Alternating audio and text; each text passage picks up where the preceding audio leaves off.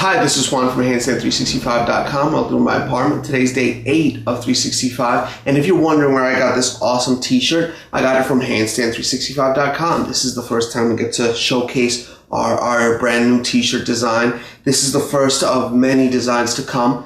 You can go to handstand365.com/shop. And you can find this t-shirt and for various colors, both for male and female. You can also go to spreadshirt.com and search for handstand 365 and you can find this t-shirt. So today, as promised, we're going to be doing handstands against the wall with our legs splayed. Basically, we're going to do one leg forward, one leg back, and then we're going to do that for 30 seconds and then switch. Before that, I want to stretch. I think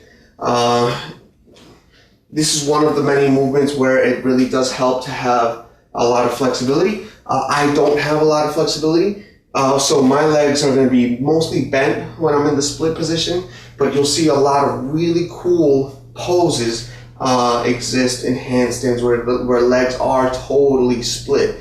And the splayed legs handstand looks a whole lot better when legs are actually straight. Yesterday on day 7, we did PNF stretching for the first time. Today we're going to be doing PNF stretching as well, but it's going to be a modified stretch from what we did yesterday. Anytime that you stretch the same muscle in different ways, you actually get much better flexibility gains. Okay, so yesterday we did a stretch where our front foot was on a stool and we were standing, and we did the PNF stretching that way. Today what we're going to be doing, we're going to put our back leg back. You see it actually takes a little bit of balance for me to be in that position. You see a line going straight down the middle of my mat. My left leg is to the left of that line, my right leg is to the right of that line. And I'm going to put my hands down for balance. I'm going to get my front leg straight. And then, without bringing my back leg this way, without bringing my back leg in, because it's a lot more comfortable that way, but the stretch is different. I'm going to bring the front foot forward, front leg straight, okay? And go till you can't go anymore. Always know your own body. I'm going to hold this for 10 seconds. Always know your own body.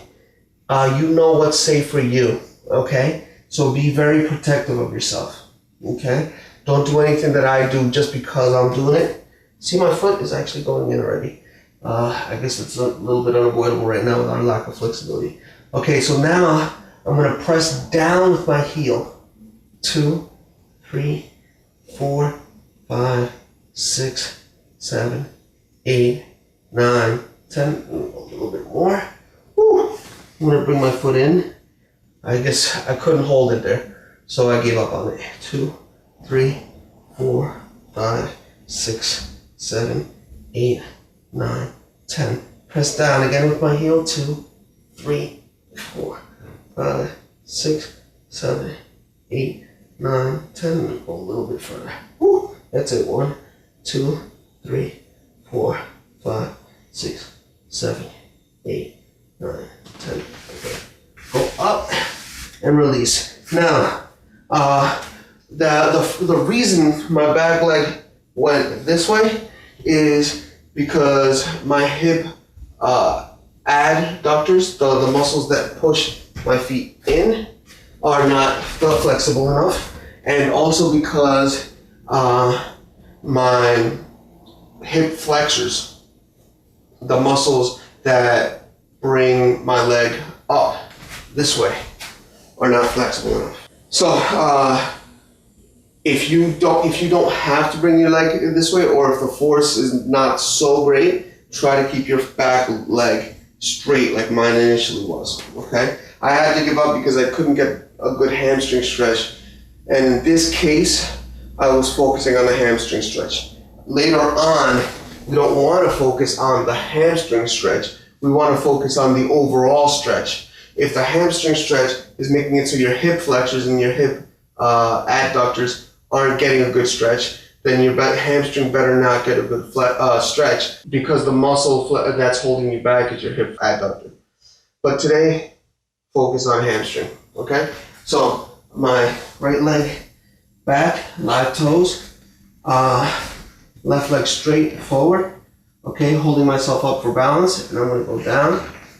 Okay, and good. 1, 2, 3, 4, 5, 6, 7, 8, 9, 10. Okay, press down with my heel. 1, 2, 3, 4, 5, 6, 7, 8, 9, 10. Okay, slide more forward. Okay, good. Good stretch. 2, 3, 4, 5, 6, 7, 8, 9, 10. Okay, press down with the heel. 1, 2, 3, 4, 5, 6, 7, 8, 9, 10. Okay, slide a little forward. Okay, good. 1, 2, 3, 4, 5, 6, 7, 8, 9, 10. Now slide back to get out of the stretch. If you can't slide back, you can lift your hands a little bit to slide slowly, hop over to the side and let yourself out this way, okay? Okay, second stretch we're gonna do, second and last stretch we're gonna do for the day. It's a very active stretch. It looks like a push-up position type stretch, but it's a very active stretch. It's not a PNF stretch, and it's not proprioceptive neuromuscular facilitation. It's an active stretch, and it's a stretch that you do have to be careful with so that you don't hurt yourself. It takes a little bit of strength in the arms, but it's a good workout. So I would recommend you do it even if it's just for the workout. So what's going to happen is we're going to stretch our left side, right side first. So our right side is going to go forward, okay? And what this stretches is the hip extenders, okay? The muscles that bring our legs back this way, okay? So it stretches our glutes only a tiny bit. The main muscle that gets stretched here are the semimembranosus, semitendinosus, semimem, semitem, okay? So our foot goes forward. Now this hand goes in push-up position. This hand also goes in push-up position under the right leg, okay? And our hips and legs, back legs straighten. So we're gonna go do basically like 10 push-ups. 1, 2, obviously I can't go all the way down. 3, we should be focusing on the stretch, not the push-up. 4, 5, 6, 7, 8, 9, 10. Okay, cool.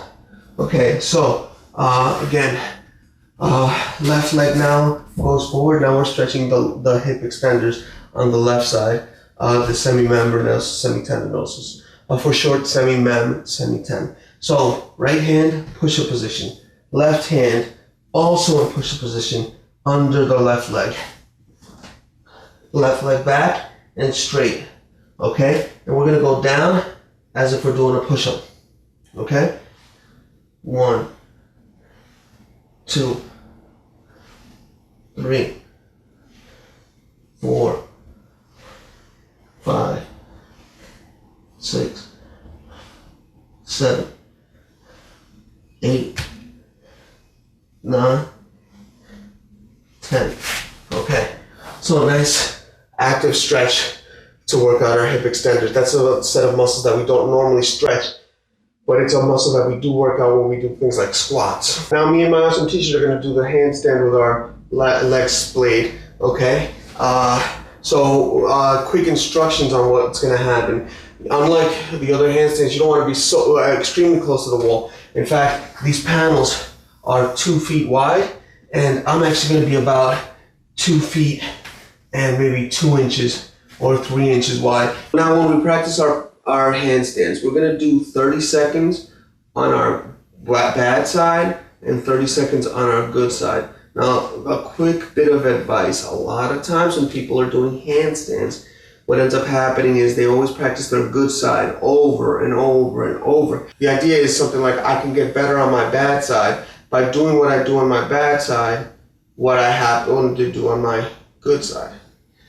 That doesn't quite work in terms of the learning process. If you don't know how to do something on either side, it's actually better for you to practice both sides, and in fact, to practice on the bad side more than on the good side. For me, my good side is jumping off my left leg and bringing my right leg up. I know that only because when I went into my position to go jump up, my instinct was to jump off my left leg and bring my right leg up. So I'm gonna purposely switch. I'm gonna purposely do my bad leg first. And it's okay if my balance is horrible, okay?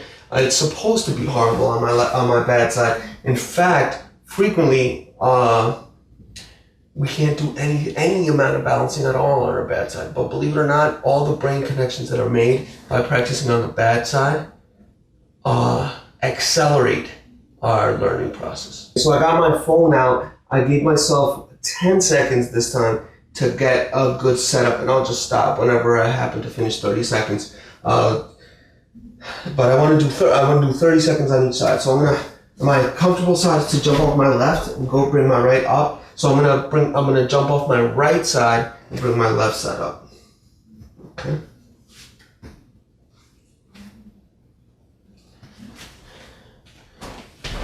And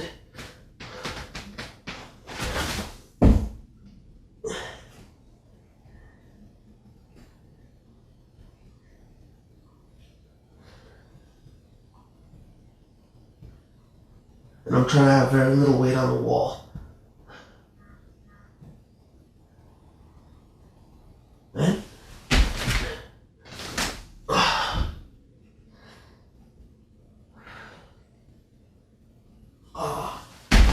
okay, that's 30 seconds anyway. Okay, so that was our bad side, and it wasn't so bad. I really think it wasn't that bad. It wasn't horrible. I really could tell I didn't have a single bit of balance. But again, you can't have some balance until you start off with that point where you have no balance. So I'm totally okay with that. And now I'm going on my good side where I have the smallest bit of balance. So here we go.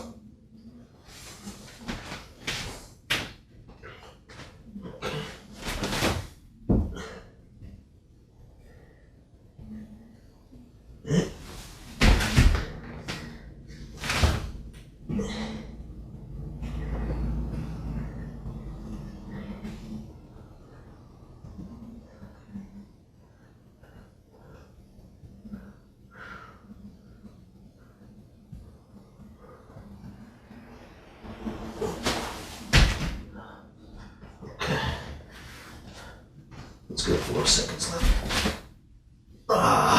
Okay. I didn't get that little bit extra time, but that counts. So that's 30 seconds on each side. Look, I had very little balance, but the truth is that the splayed handstand is considered to be an easier handstand than the regular old handstand when our legs are straight up. So practicing the splayed handstand is extremely beneficial because more than likely, when we finally get to the point where we do our very first handstand, it's probably going to be one of those handstands where our legs are split, one back, one forward. Okay? So I'm very excited to keep practicing that. I hope you are too. I hope you had a good practice today. Tomorrow what we're going to be focusing on doing plank push-ups, or also called up and down push-ups. Some of the handstands that we do, the forearm stands, for example, we need a little bit of upper arm strength to be able to do those things. We don't get enough upper arm workout by just doing handstands. So tomorrow we're going to be doing plank push-ups along with a practice handstand. Okay? So hope you liked what you saw today. If you do, you know what to do. Like, subscribe, comment, find us on Instagram, and I'll see you tomorrow.